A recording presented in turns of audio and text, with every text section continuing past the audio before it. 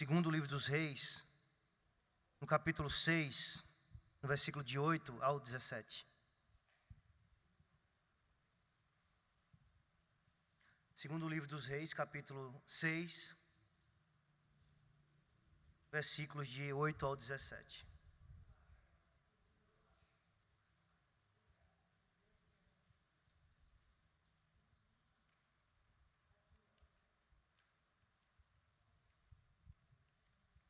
Vamos fazer uma leitura alternada? Eu começo e os irmãos vão seguindo. Diz assim a palavra. O rei da Síria fez guerra a Israel e, em conselho com seus oficiais, disse: em tal e tal lugar estará o meu acampamento.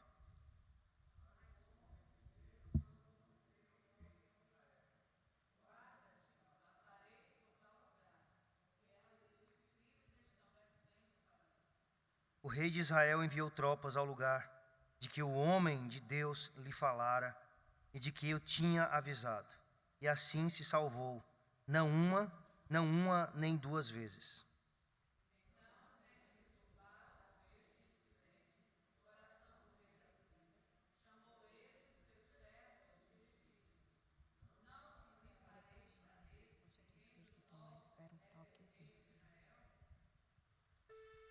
Respondeu um dos seus servos: ninguém, ó rei, meu senhor, mas o profeta Eliseu, que está em Israel, faz saber ao rei de Israel as palavras que falas na tua câmara de dormir.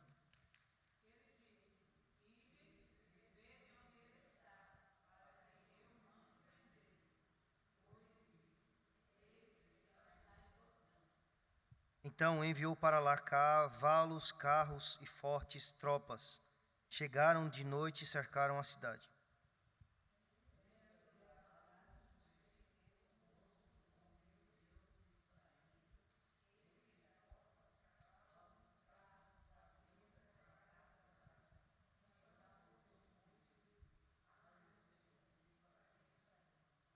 Ele respondeu: não temas, porque mais são os que estão conosco do que os que estão com eles.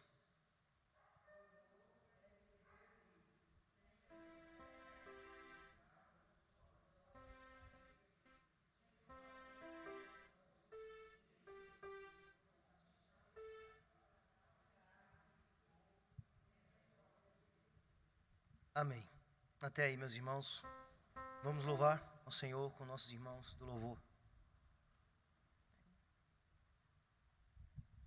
Graça e paz, amados irmãos. Vamos louvar ao Senhor de nossas vidas, que é digno de todo louvor, de toda exaltação nessa noite.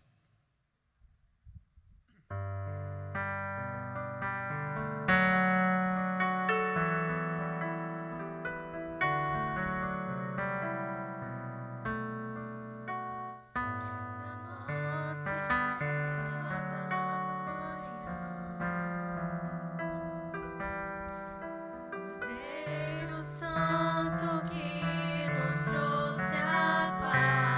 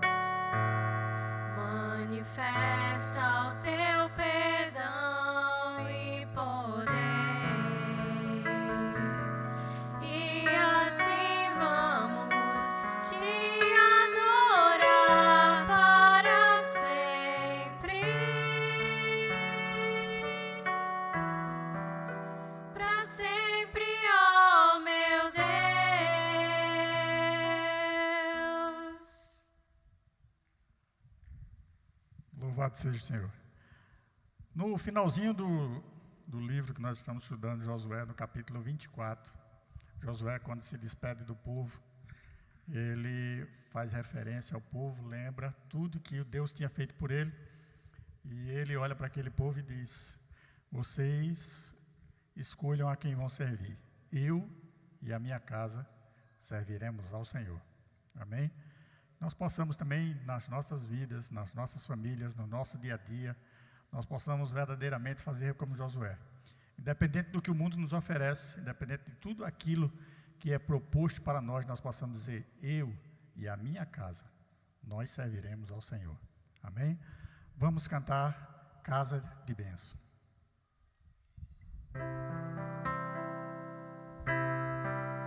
Casa será uma casa de bênção. Minha casa será um pedaço do céu. Nela estarão reunidos adoradores que só exaltam ao Deus verdadeiro e fiel.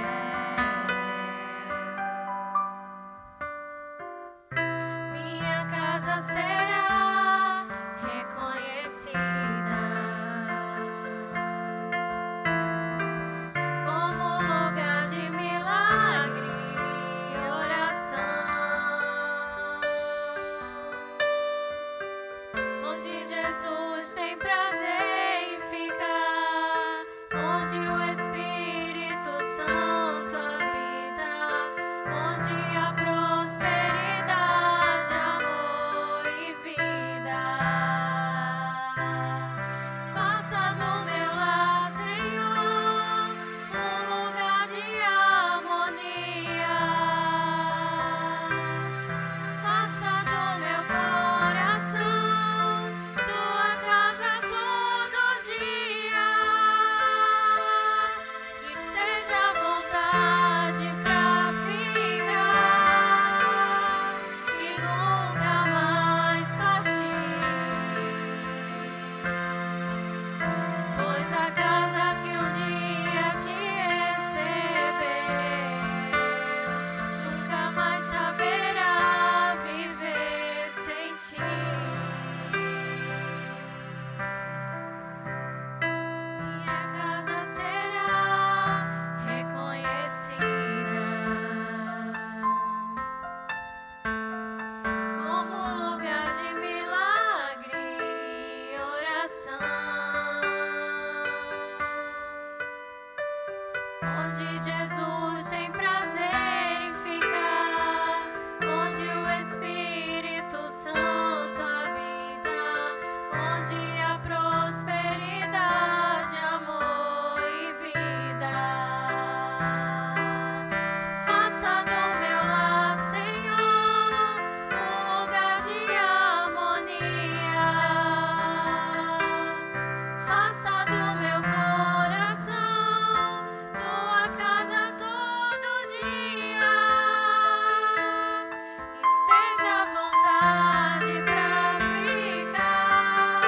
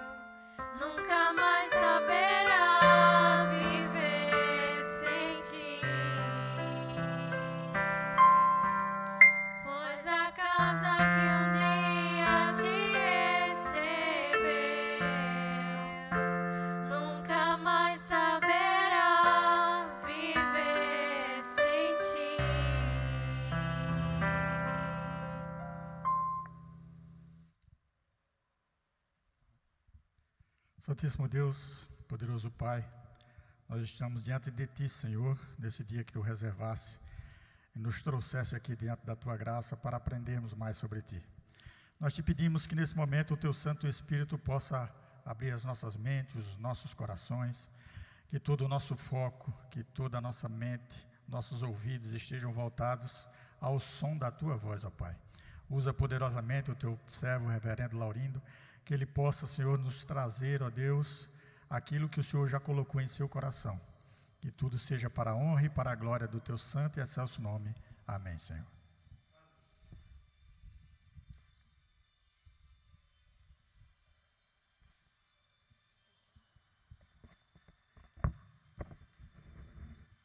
Muito bem, meus irmãos, vamos abrir nossas Bíblias no livro de Josué, capítulo 5, dos versículos de 13 ao 15. Livro de Josué, capítulo 5, versículos do 13 ao 15. Diz assim a palavra do Senhor. Estando Josué ao pé de Jericó, levantou os olhos e olhou, eis que se achava em pé diante dele um homem que trazia na mão uma espada nua. Chegou-se Josué a ele e disse-lhe: És tu dos nossos ou dos nossos adversários? Respondeu ele: Não, sou príncipe do exército do Senhor e acabo de chegar. Então Josué se prostrou com o rosto em terra e o adorou, e disse-lhe: Que diz meu senhor ao seu servo? Respondeu o príncipe do exército do Senhor a Josué: Descalça as sandálias dos pés, porque o lugar em que estás é santo. E fez Josué assim. Meus irmãos, eu gostaria de pensar essa noite com vocês a respeito desse tema, reconhecendo quem está ao nosso lado. Reconhecendo quem está ao nosso lado. Um dos grandes perigos que nós temos diante de Deus e ao lidarmos com Deus em nossa vida, em nossa igreja, é reduzi-lo. Reduzi-lo a um aliado. É reduzir Deus a um aliado. Não é que Deus não seja nosso aliado, mas um grande perigo é que nós possamos reduzir Ele a um aliado. E a pergunta mais importante não é se Deus é nosso aliado, é se nós somos o aliado de Deus. Então, reconhecendo quem está ao nosso lado, é a ênfase no reconhecer. Em nós reconhecermos, em nós conhecermos. E nós temos uma ideia realmente sobre esse Deus que sim, está ao nosso lado, mas que a ênfase não é essa.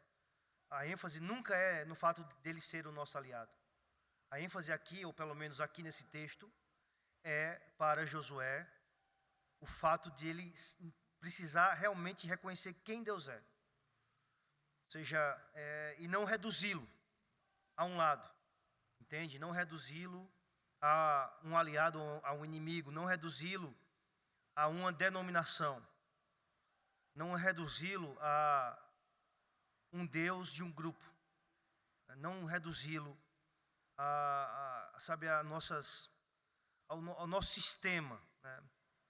Então existe esse perigo, o sistema que a gente entende, né, dentro da nossa denominação protestante.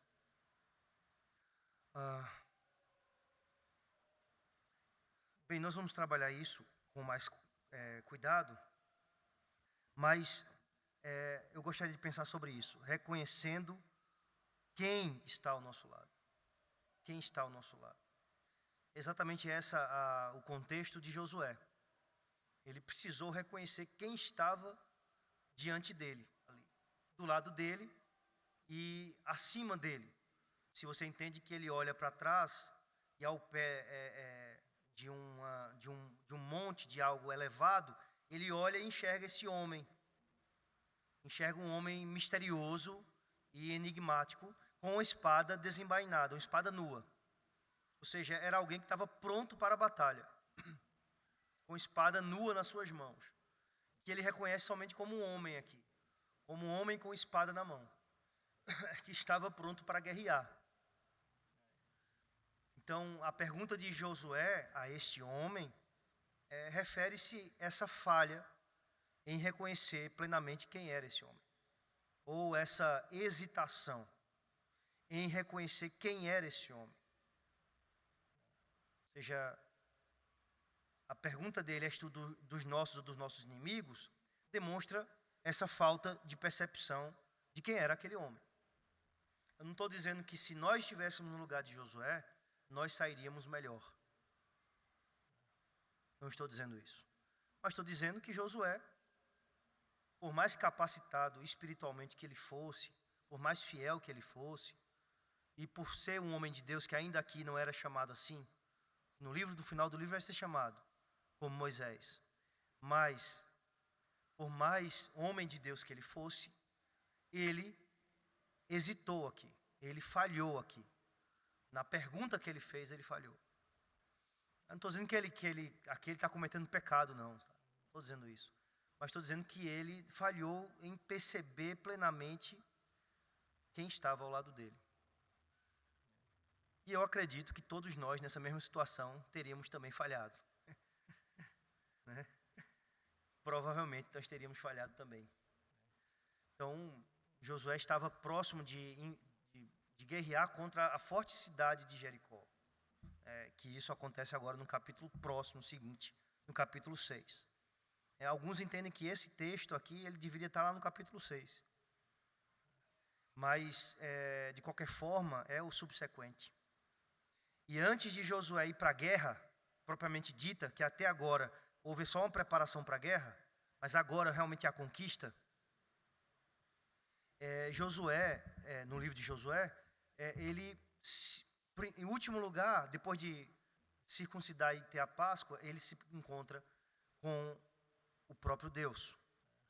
Ele se encontra com esse homem misterioso que já estava pronto para batalhar, porque a espada já estava na mão, né?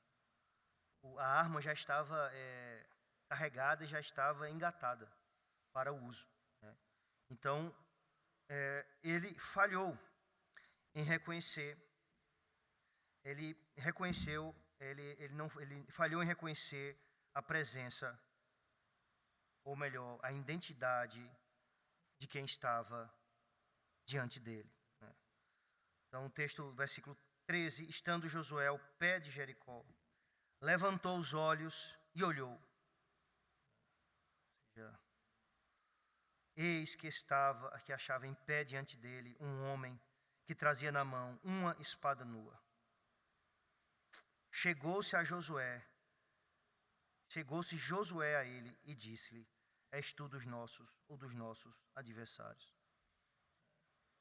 Então, certamente a maioria de nós iria temer, talvez, né?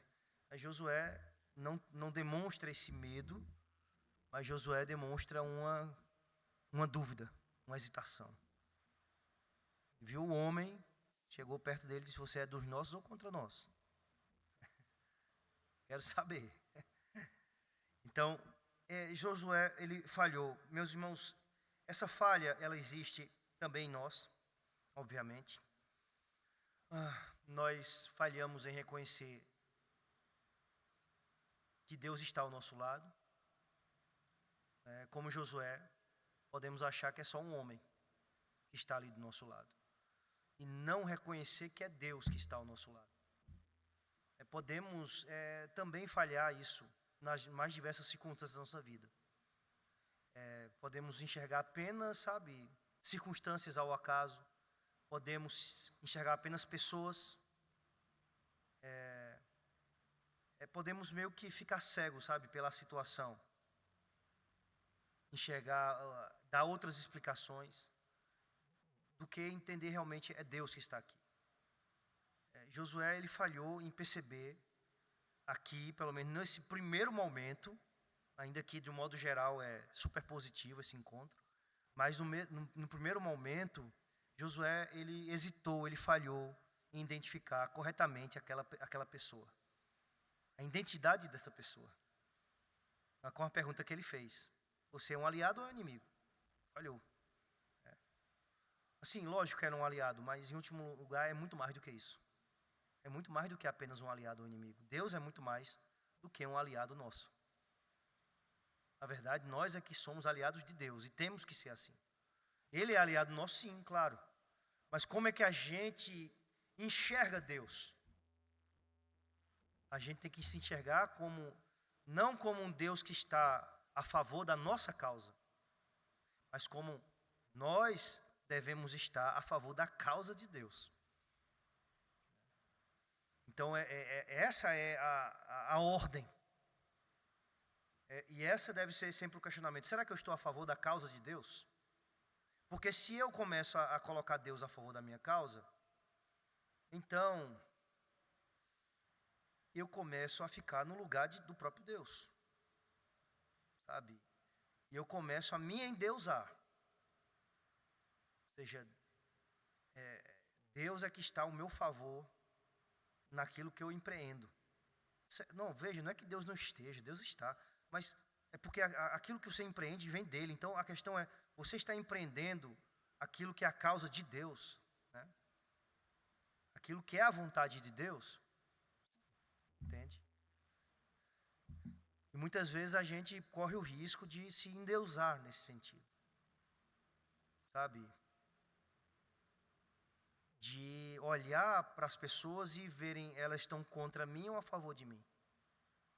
Então, como eu começo a entrar muito por esse caminho, é um passo muito arriscado. Então, quando eu começo, um pastor, por exemplo, ele olha a igreja e ele vê quem é que está a favor de mim e quem é que está contra. Quando ele olha o conselho da igreja, diz assim, quem é os presbíteros que estão a favor de mim e quem é que está contra. E aí, então, eu começo a ou atacar ou a me defender. Mas a pergunta não é, eu não tenho que perguntar quem é que está a favor de mim, quem é que está contra mim. Porque nas circunstâncias de pressão, eu sou tentado a fazer isso. Quem é que está contra mim, quem é que está contra? Quem é que está a favor? Mas a pergunta tem que ser, quem é que está a favor de Deus? Quem é que está contra Deus? A questão importante não é se você está a favor de mim ou contra mim. A questão é se eu e você estamos a favor de Deus. Esse é um questionamento que a gente sempre deve fazer. Porque existe uma tendência natural nossa pecaminosa. A tendência do Espírito é a gente estar ao lado de Deus, mas a tendência pecaminosa nossa, que vem de nós mesmos, né, que não vem do Espírito, da inclinação do Espírito, e sim da inclinação da carne, é a gente estar contra Deus. Então a gente tem sempre que estar se examinando. Será que eu estou a favor de Deus? Será que eu estou ajuntando? Ou será que eu estou espalhando? E não pensar, será que as pessoas estão juntando comigo ou espalhando? Mas será que as pessoas estão ajuntando com Cristo ou espalhando? Então essa deve ser a nossa pergunta. Então, meus irmãos, veja, por que Josué, nesse versículo 13, ele hesitou, ele falhou com essa pergunta que ele fez.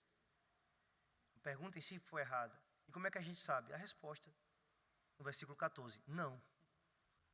É uma resposta simplesmente ele está dizendo não. Tipo, não, essa pergunta é descabível. Não. Eu não estou nessa categoria de alguém que é simplesmente um aliado ou inimigo. Não. Eu estou acima disso. Não. A resposta é só essa. A pergunta de Josué. Não. Eu sou o príncipe do exército do Senhor e acabo de chegar. Ou seja, ele vem para cumprir uma missão. E a missão que ele vem é a missão de Deus. Então, a causa dele é a causa de Deus. Eu sou o príncipe, o comandante, como algumas versões traduzem, a nossa versão árabe traduz como príncipe, do exército do Senhor. Né? Que significa ou o exército celestial, que é o exército das estrelas, o exército que também é falado dessa forma, as estrelas, o sol, a lua, é chamado de exército do Senhor. Ou é o exército de Israel, porque também o exército de Israel é chamado né, do exército do Senhor. É a palavra Senhor dos exércitos, né? Também se aplica ao exército do próprio Israel. Ou é o exército angelical, ou das hostes celestiais, que eu creio que deve ser interpretado aqui. Ou seja, ele é o príncipe das hostes angelicais.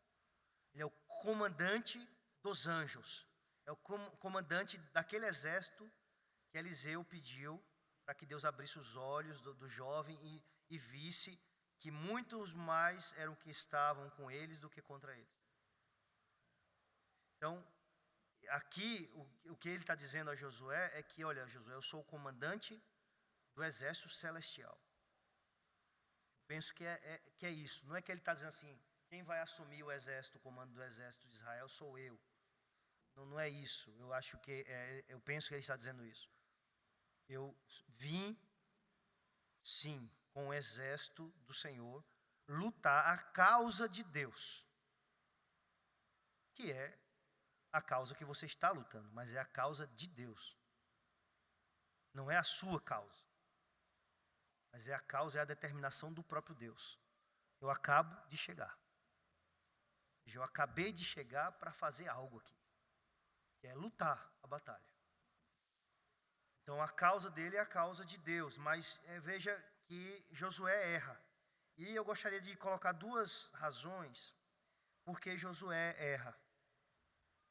E também nós podemos errar em falharmos, em reconhecer a presença de Deus ao nosso lado. E reconhecer quem Deus é e quem nós somos. Então, o primeiro erro, meus irmãos, ele errou ao se preocupar com aquilo que é de ordem imediata. Entende? É como ele invertendo a ordem daquilo que Jesus ensinou.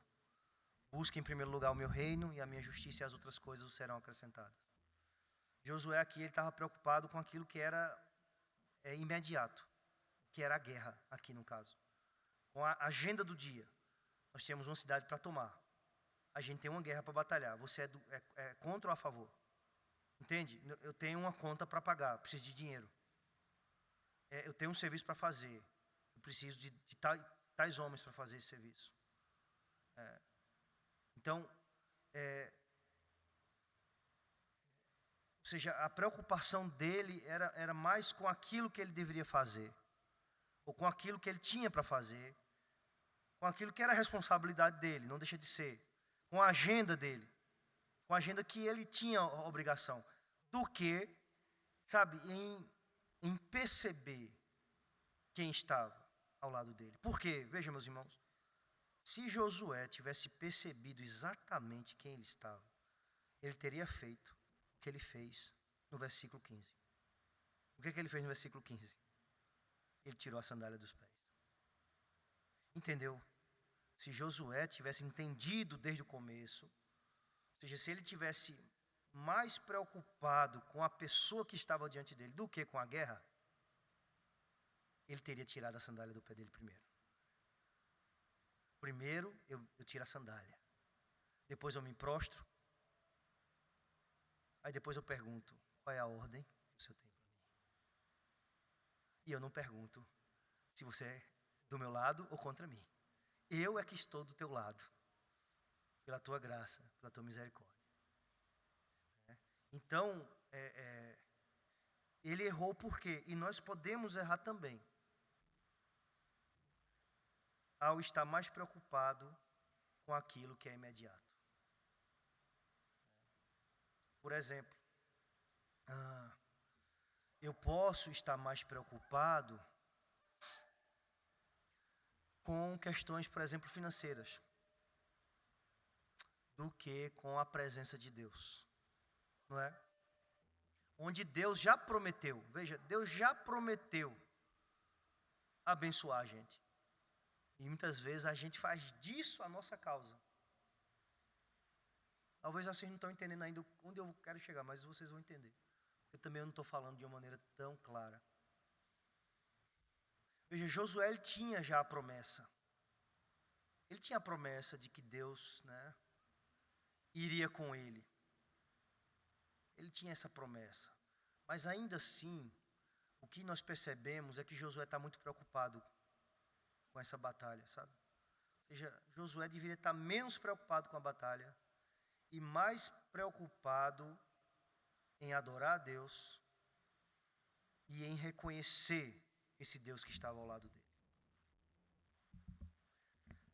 Então, por exemplo, deixa eu compartilhar com vocês algo a respeito disso.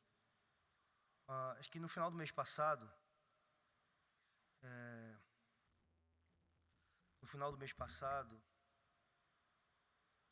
aqui quando a gente estava discutindo no conselho da igreja a respeito do aniversário da igreja, e a gente estava discutindo a respeito da verba para o aniversário da igreja, eu estava muito preocupado com a nossa questão financeira,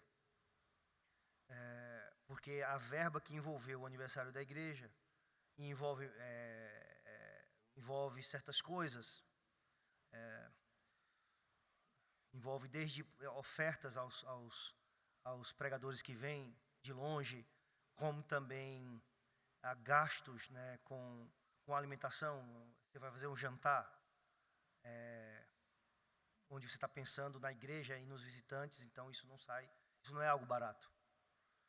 Jantar, né, as festividades, tudo isso. Então, quando eu estava muito preocupado, né, com essas questões que envolve tudo que envolve o aniversário, que não foi, vamos dizer assim, não foi barato, tem um custo elevado.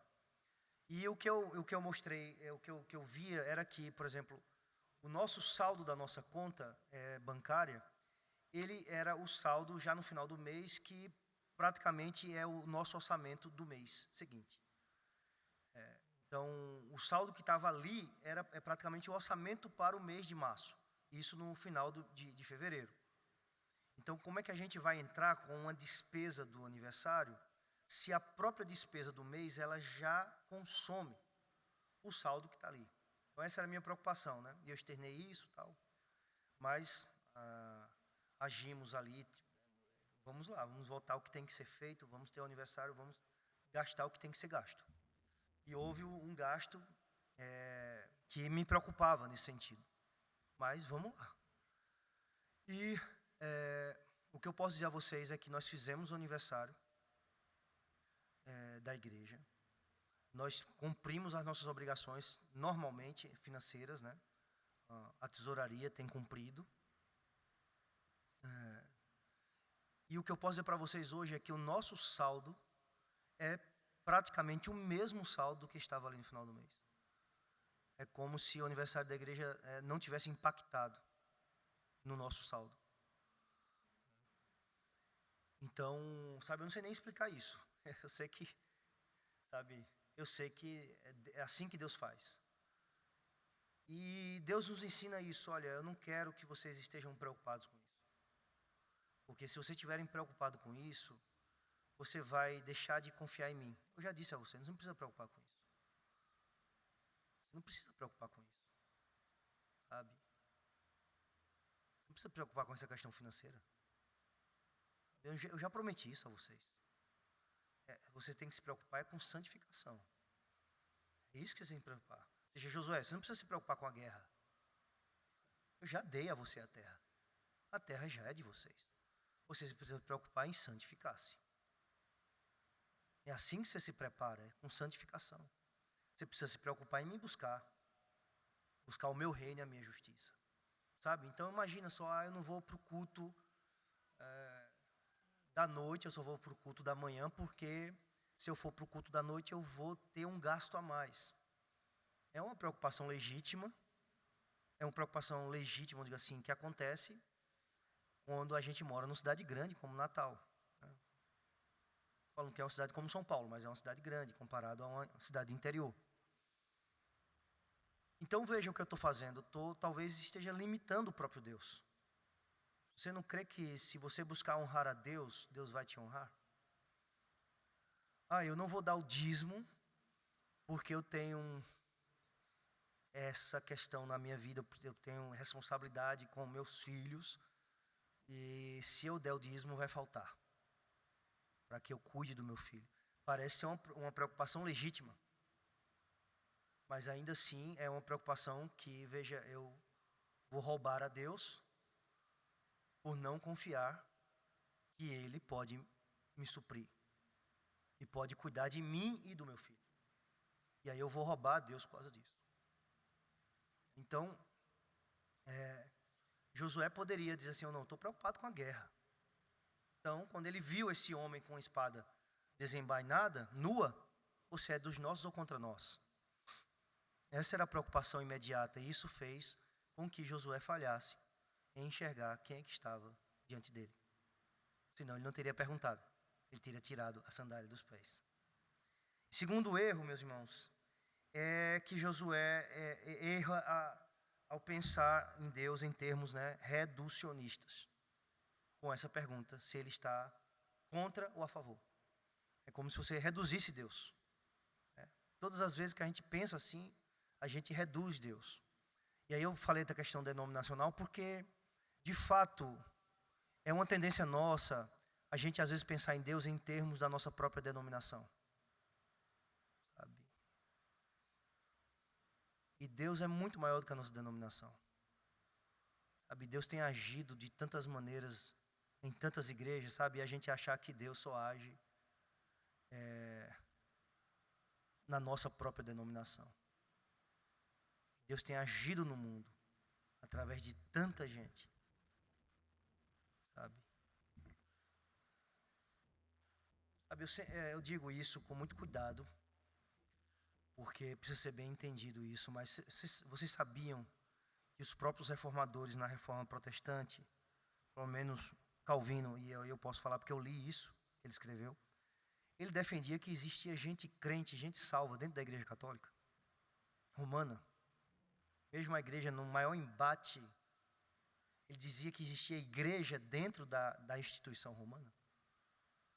Veja, ninguém falava, pelo menos dos reformadores que eu vi, talvez Lutero, mas assim, ele, ao mesmo tempo que ele falava de uma maneira muito dura com a Igreja Católica, porque ele dizia que a Igreja Católica Romana havia se degenerado a tal ponto que em várias partes dela, ou em algumas partes dela, ela tinha se transformado em sinagoga de Satanás, porque se distanciou-se tanto da Escritura, que ela se tornou outra coisa, se transformou em uma coisa tão diferente. Quando você pensa, por exemplo, na Inquisição, que matou vários protestantes, mas você para pensar nisso. Ou na terrível idolatria dela. Mas ao mesmo tempo ele dizia que existia igreja dentro daquela igreja. Existia comunidades de gente crente dentro da Igreja Católica. Ou seja, a gente não para pensar nisso. Que Deus, ele age até dentro de uma igreja católica. Ou seja, o nosso Deus, dos nossos ou dos nossos inimigos. Sabe, nós temos essa tendência de reduzir Deus à nossa causa, à nossa denominação.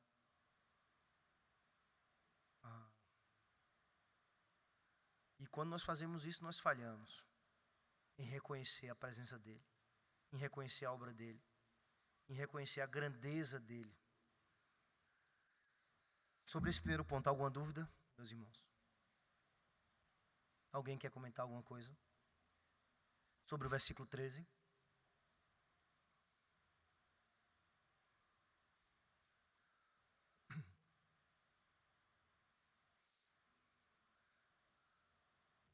Em segundo lugar, a identidade do homem, A gente já falou aqui alguma coisa a respeito, mas a identidade dele é essa, Ele é príncipe, comandante ou capitão dos exércitos do Senhor. E aí nós já definimos aqui que o exército do Senhor se refere às suas hostes angelicais. Em terceiro lugar, o reconhecimento de Josué que se trata de alguém elevado. Esse é o segundo passo no reconhecimento que Josué tem. Em primeiro, ele falha em reconhecer exatamente o caráter desse homem. Mas agora, depois da resposta, eu sou o príncipe do exército do Senhor, Josué reconhece que é alguém extremamente importante. Que é alguém que representa Deus, que é alguém enviado por Deus, que é alguém que fala por intermédio de Deus, ou melhor, que fala como um intermediário de Deus. Porque Josué diz aqui, no versículo 14, então Josué se prostrou com o rosto em terra. Então Josué, ele reconheceu que aquele príncipe do exército do Senhor era maior do que ele, era superior a ele. Ele era o comandante do exército de Israel, mas aquele que ele estava falando era o príncipe dos exércitos do Senhor e era superior a ele. Então ele reconheceu e ele se prostrou. Ele colocou o seu rosto em terra e o adorou. Mas será que ele adorou de uma maneira com entendimento de que Deus que é Deus? Ou se esse adorou é mais uma atitude de reverência do que uma adoração realmente? Porque, veja, eu coloco isso. E disse-lhe, que diz meu Senhor ao seu servo. Então veja, que diz meu Senhor. Na sua Bíblia, se for Ara, está traduzida por Senhor em minúsculo. Que diz meu Senhor ao seu servo. Ele reconhece, veja, que ele é servo dele. Ele é superior a ele. Mas ainda assim ele chama de Senhor. E aqui a nossa versão Ara traduz muito bem. Ele traduz como Senhor em minúsculo e não maiúsculo. Muito bem traduzido. Por quê? Porque a palavra em hebraico que ele usa aqui é Adoni. Que diz meu Adoni para o seu servo. E não é a palavra para Deus. O título divino é Adonai. Ele usa Adoni. Que diz Adoni para o seu servo. E é por isso que a nossa versão traduz de maneira minúscula. Porque ele não está reconhecendo que é Deus aqui. Ele reconhece que alguém é superior, porque ele chama de Senhor. Se coloca como servo, se prostra. Tudo isso. Mas ainda assim ele hesita. Ele hesita. Será que é Deus? Sabe, ele sabe que é alguém especial, é alguém importante. Talvez ele já está desconfiado que seja Deus. Porque ele se prostra, coloca o rosto em terra. Ele se demonstra aqui uma atitude reverente, muito reverente. Uma atitude que às vezes a gente não tem nem diante de Deus. A atitude que Josué tem. Não é? Tem crente que não tem atitude nem de se ajoelhar diante de Deus. Mas Josué se ajoelha. Mas ainda assim, nessa expressão que ele usa, chamando de Adoni, existe uma hesitação. Talvez ele ainda não reconheça completamente. Provavelmente ele não reconhece que seja Deus. Porque ele hesita em chamar Deus.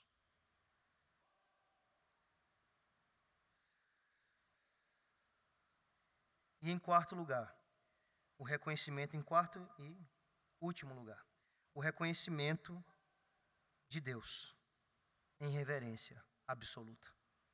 Versículo número 15. Respondeu o príncipe do exército do Senhor a Josué: descalça as sandálias dos pés. Quem ouviu isso? Moisés.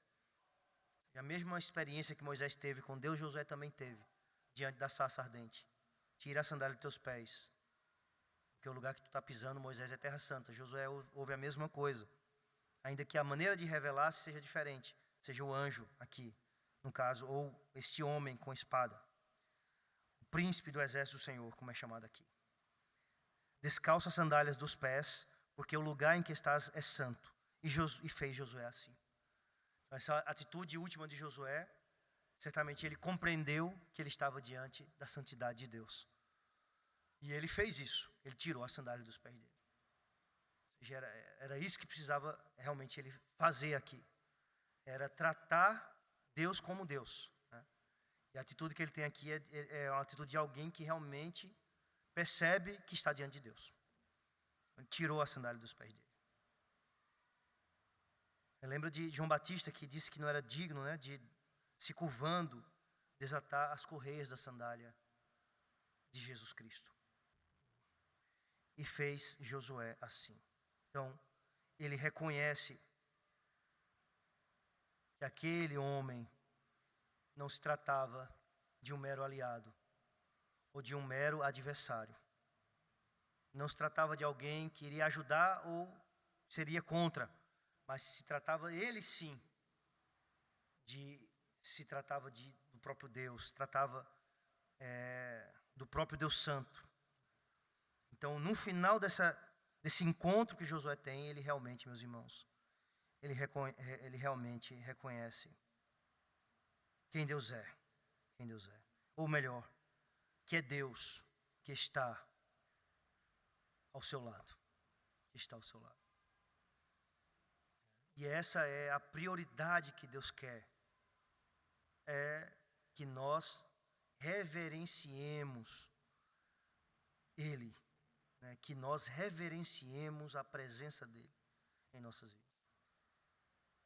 Você já viu, a geração de hoje é uma geração que é diferente da geração antiga, né? Porque a geração de hoje, ela não aproveita o momento. Ela está tão obcecada com seus smartphones, que ela não aproveita o momento. E aí você já deve ter visto algum daqueles vídeos que tem, sabe, uma paisagem muito bela e um monte de gente tirando foto assim com o celular, e de repente uma pessoa mais velha ali olhando simplesmente para a paisagem. Aquela pessoa que está olhando, ela está apreciando. As pessoas que estão mais preocupadas com tirar a boa foto, que mesmo que seja muito boa, não vai captar a beleza daquele momento, elas estão mais preocupadas em tirar foto do que em aproveitar aquela experiência, que às vezes é única, né? E Deus, da mesma forma, Ele quer isto de nós, que nós o apreciemos, sabe, que a gente pare de se preocupar com aquilo que é imediato, para se preocupar com aquilo que é eterno. Então, o que é Deus? É o próprio Deus. Pare de se preocupar com aquilo que é imediato, para que a gente se preocupe com aquilo que é eterno. Com a presença dEle, com quem Ele é. Do que com, sabe, se o dinheiro vai dar para pagar as contas no final do mês. Sabe, se Deus já prometeu que Ele vai nos sustentar. Porque nós estamos mais preocupados com isso do que em adorar. Quantas das vezes a gente já chegou na igreja e não conseguiu adorar a Deus? Estávamos aqui, mas não o adoramos. Por quê? Porque estávamos ansiosos, preocupados com outras coisas. Então, sabe, quando a gente reconhece a grandeza de Deus, do Deus a quem nós servimos, então nós paramos, né, de perguntar se Ele está contra ou a favor de nós, em nossas causas. Mas nós simplesmente adoramos a Ele e dizemos como Isaías, né? Eis-me aqui, Senhor, envia-me a mim, faz de mim o que Tu quiseres. Me usa na Tua causa. Então existe uma diferença muito grande entre usar Deus para a nossa causa e sermos usados por Deus para a causa dEle. Entende? Porque essas duas coisas podem se confundir muito facilmente. Nós podemos querer ser tentados a usar Deus para a nossa causa, com a desculpa de que esta causa é a causa de Deus. Entende? Com a desculpa de que aquilo ali vai glorificar a Deus, quando muitas vezes nós queremos glorificar a nós mesmos. E estamos muitas vezes preocupados em que Deus responda, em que Deus faça a nossa causa acontecer. Com a desculpa, não, que essa é a causa de Deus. Se de fato essa é a causa de Deus, então a minha preocupação vai ser em ser um instrumento dEle. Vai ser em que Ele glorifique o seu nome.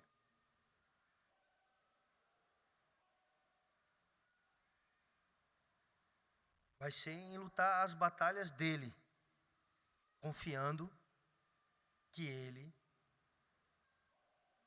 já nos deu vitória, confiando que Ele é aquele Deus todo-poderoso e santo. Então, se é assim, sabe, a minha preocupação maior vai ser em me consagrar a esse Deus. É assim que eles deveriam se preparar para a batalha. Eles deveriam se consagrar. Isso Josué já tinha percebido. Porque Deus já tinha mandado ele fazer isso. Celebra a Páscoa. Ou seja, celebra aquilo que eu ordenei. Mas, Senhor, a gente está indo para a guerra. Como é que a gente vai celebrar a Páscoa? Celebra a Páscoa. É assim que você se prepara para a guerra. Celebra a Páscoa. Celebra, circuncida. Mas a circuncisão vai atrapalhar. Esse pessoal vai ficar todo dolorido, aí não vão conseguir nem andar. Os homens de guerra. E as mulheres, se fossem as mulheres, mas é os homens. Esses homens vão ficar tudo doloridos, vão ficar tudo parados aí, como é que eu vou lutar? Circuncide os homens. Então Josué já tinha aprendido de que ele precisava se santificar. E o povo precisava se santificar para vencer. Ou melhor, para receber a vitória que vem de Deus. Josué já havia aprendido sobre isso. É que oração é quando a igreja está orando, quando a igreja está de joelhos, que Deus está agindo. E aí é que Deus está agindo mais poderosamente. É quando a igreja está de joelhos, quando a igreja está orando, quando a igreja está buscando, quando a igreja está dependendo de Deus. Não é quando a igreja está fazendo um monte de coisas, achando que com esse monte de coisas que ela vai fazer, as coisas vão mudar. Mas é quando ela mais depende do Senhor.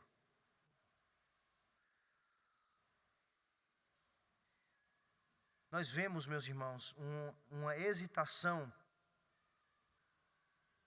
parecida com esta, lá em Mateus capítulo 28. Eu gostaria de terminar com esse texto. Mateus 28, versículo 16 e 17. No encontro dos discípulos com o Senhor ressurreto, né? Diz assim: seguiram os 12 discípulos para a Galiléia, para o monte que Jesus lhes designara. E quando o viram, o adoraram. Mas alguns duvidaram. Então veja que alguns discípulos adoraram e alguns discípulos duvidaram. Ou seja, duvidaram talvez como Tomé, que quando viu Jesus ressurreto, ou quando soube que Jesus havia ressuscitado, duvidou, até que precisou ver e tocar nele, para crer que de fato ele havia ressuscitado. Será que essa dúvida foi como a de Tomé? Quando eu preguei nesse texto há muito tempo atrás, eu pensava que sim, que seria uma dúvida mais da incredulidade, porque é uma interpretação tradicional. Mas um tempo desse eu vi uma mensagem do Augusto Nicodemos nesse texto, e ele lançou luz, que poderia ser não uma dúvida da incredulidade, mas uma dúvida diante da grandeza de Deus, uma hesitação diante da glória de Deus, diante da grandeza, do poder, da divindade de Cristo Jesus. E eu concordo com ele. Essa dúvida aqui, eu não creio que seja uma dúvida como a de Tomé. Porque Tomé não viu a Jesus, ele duvidou, mas depois de ver, ele acreditou. Mas ainda assim, quando eles viram Jesus ressurreto, eles de imediato não reconheceram. Alguns sim, e adoraram. Outros, será que é mesmo? Porque você vê essa hesitação em alguns momentos, depois da ressurreição de Jesus. Em relação aos discípulos. Você vê essa hesitação. Vocês lembram lá quando os discípulos estavam pescando, e um homem aparece de madrugada? Aí diz assim, olha, lança a rede ali. Aí eles vão e lançam. Pedro, João e outros, acho que ao todo eram 7 discípulos. Lá no finalzinho de João, né? E aí eles lançam e pescam, e tem uma pesca muito grande. Mas então eles não haviam ainda reconhecido a Jesus. Melhor mostrar isso, né? Diretamente do que está falando. João, lá capítulo 21. Evangelho de João, capítulo 21.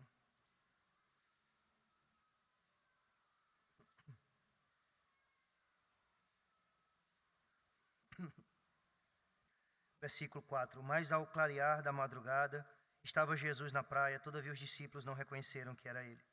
João 21, 5. Perguntou-lhes Jesus: Filhos, tendes aí alguma coisa de comer? Responderam-lhe: Não. Então lhes disse: Lançai a rede à direita do barco, e achareis. Assim fizeram e já não podiam puxar a rede, tão grande era a quantidade de peixes. Aquele discípulo a quem Jesus amava disse a Pedro: É o Senhor. Simão Pedro, ouvindo, depois que Jesus disse para eles fazerem, eles fizeram a mesma coisa que Jesus lá no passado, quando chamou eles, mandou a pesca maravilhosa. Esse homem que eles não reconheceram de imediato, mandou a mesma coisa. E aí João foi mais rápido aqui. É o Senhor, Simão Pedro. Ouvindo que era o Senhor, cingiu-se com a sua veste, porque se havia despido, e lançou-se ao mar. Mas os outros discípulos vieram no barquinho, puxando a rede com os peixes, porque não estavam distantes da terra, senão quase 200 côvados. Ao saltarem em terra, viram ali umas brasas e em cima peixes. Jesus já havia preparado, o café. E havia também pão. Jesus não precisou nem dos peixes que eles pescaram. Disse-lhe Jesus: Trazeis alguns dos peixes que acabastes de apanhar. Mas Jesus também perde. Simão Pedro entrou num barco e arrastou a rede para a terra, cheia de 153 grandes peixes. Versículo 12. Disse-lhe Jesus: Vinde, comei. Aí veja essa hesitação. Nenhum dos discípulos ousava perguntar-lhe: Quem és tu? Eles não perguntaram o que Josué perguntou. Josué foi mais audacioso. Quem és tu? Na verdade, Josué foi mais audacioso, não. Josué foi mais ignorante. Os discípulos: Quem és tu? Porque sabiam que era o Senhor. Porque sabiam que era o Senhor. Então eles não perguntaram: Você é um dos nossos ou contra nós? Quem és tu? Não perguntaram. Porque eles sabiam quem era o Senhor. Então, quando a gente sabe que nós estamos diante do Senhor, nós não perguntamos: Quem és tu? Nós não perguntamos: És tu dos nossos ou contra nós? É o Senhor. Simplesmente adore, simplesmente faça o que Ele manda.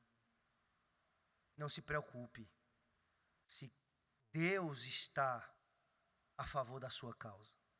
Se preocupe se você está a favor da causa de Deus. Eu gostaria de terminar com a citação do James Montgomery Boyce. Eu sempre cito ele aqui, é um dos comentaristas que eu estudo, nesse livro de Josué. És tu dos nossos ou dos nossos adversários? O cristão devoto pergunta. Jesus responde: Nem uma coisa, nem outra. Venho como um comandante do exército do Senhor. Então, Ele é o nosso comandante. Vamos orar ao Senhor? Santo Deus, te louvamos, te damos graças, te bendizemos, Senhor, porque Tu és o nosso príncipe, Tu mandaste Teu Filho ser o nosso príncipe, o nosso comandante. Que possamos, ó Pai, simplesmente reconhecer a Sua presença, estar dispostos a ouvir a Sua voz, obedecer os Seus mandamentos de uma maneira simples, direta e sem pestanejarmos. Ó Deus, nos dá graça, que possamos reconhecer que Jesus é o verdadeiro Deus, que é Ele, ó Deus, em quem nós devemos confiar em todos os momentos, que nossa prioridade não seja, Senhor, a prioridade do mundo. Ó Deus, não seja a prioridade da nossa causa, mas seja o teu reino e a tua justiça. Ó Deus, que possamos contemplar, adorar aquele que está ao nosso lado. Que possamos reconhecer. Reconheça o Senhor e Ele endireitará as tuas veredas. Ó Senhor, nosso Deus, te louvamos, te bendizemos. Que possamos, ó Pai, estar cônscios da tua santa presença em nosso meio, em nossas vidas, dentro de nós como santuários de Deus. Que possamos, ó Pai, nos santificar, porque estamos diante do Deus Santo. Possamos nos consagrar a Ti, Senhor. E que essa seja a nossa prioridade. Nos consagrar, Te adorar, Te ouvir. Que a nossa prioridade, Senhor, seja a prioridade de Maria, que escolheu a melhor parte, que é ouvir as palavras da Tua própria boca. Marta, Marta, Tu te preocupas com muitas coisas, mas uma coisa só é suficiente. Maria escolheu a melhor parte, e esta não lhe será tirada. Que possamos também, Senhor, escolher a melhor parte, que é Te adorar, que é Te ouvir falar, que é estar na Tua presença. Que nós estamos sempre, certamente, mas nem sempre conscientes de quem diante de nós estamos. Muitas vezes nós fazemos como Josué. És tu dos nossos ou contra nós? Ó Deus, que possamos tirar as sandálias dos nossos pés. Que possamos, Senhor, Te adorar e simplesmente reconhecer, reverenciando quem Tu és em nossas vidas. Tira de nós, Senhor, as ansiedades, as perturbações, daquilo, ó Deus, que tanto nos preocupa, que nos assedia, que nos perturba, Senhor, e nos faz mais confiantes no Senhor. Faz mais, Senhor, confiantes que o Senhor está ao nosso lado, porque o Senhor já prometeu que estaria. Ó Deus, que nossa preocupação seja tão somente em responder à Tua presença com santificação e adoração. Abençoa, Pai, cada um aqui presente, ser conosco, ó nosso Deus, em nome de Jesus. Amém.